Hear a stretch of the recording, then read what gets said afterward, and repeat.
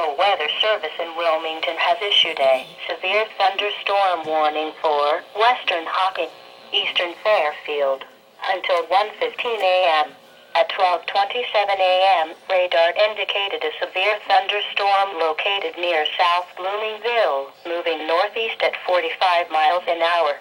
Storm hazards include winds to 60 miles an hour. Locations impacted include Hocking Hills State Park, Logan, Sugar Grove, Lancaster, Bremen, Pleasantville. In addition, Islesboro, Gibsonville, Buena Vista, Lake Logan State Park, Enterprise, Rock Bridge, Hideaway Hills, and Northburn are near the path of this severe thunderstorm.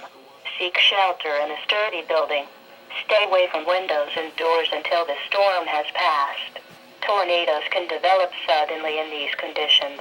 Move to an interior room on the lowest floor of a sturdy building. If in a mobile home, a vehicle, or outdoors, move to the closest substantial shelter. To report severe weather, go to our website at weather.gov/ILN and submit your report via social media when you can do so safely.